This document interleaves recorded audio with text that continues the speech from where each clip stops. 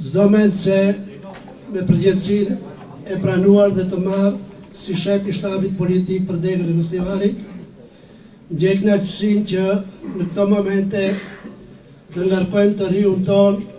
me obligimet që dalin nga veprimtaria jonë politike për arritjen dhe ruajtjen e qëllimeve të cilat i kemi së ndërtuar bashk që 25 vite, jo vetëm të 25 vite. Çdo mend që si shef shtabi politik për Degën e Gostivarit, si që kam thënë dhe në momentin kur jam zgjedh, që më keni krah dhe më keni mburoj për çdo veprim, për çdo qëllim, për çdo kërkesë tuaja. Andaj sot në kohën kur veç ne si gjenerat duhet të bartim përgjegjësi në gjeneratën e re, është kënaqësi e veçantë që në këtë atmosferë të promovojmë kryetarin e shtabit politik. Për rinin, nisëm dhe vazhd që do të vazhdojmë me forume tjera të strukturës së Bashkimit Demokratik për Integrim në Degën e Gostivarit. Çdo mend që për rrethanat politike unë nuk dua të flas më gjë,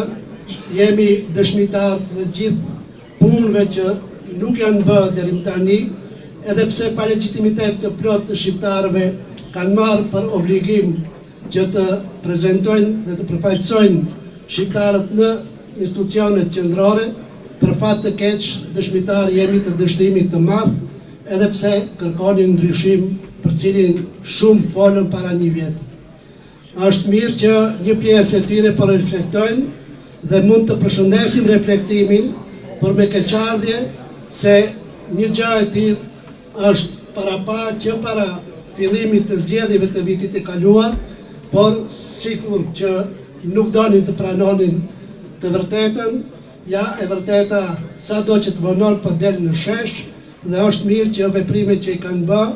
dhe sa më parë edhe ata që kanë ngellë si pjesë e pushtetit të reflektojnë dhe të heqin dorë nga ai turp që ja kanë ofruar popullit shqiptar këtu në Republikën e Maqedonisë së Veriut. Andaj unë nuk dua të flas për tepër që të bërë kohën tuaj,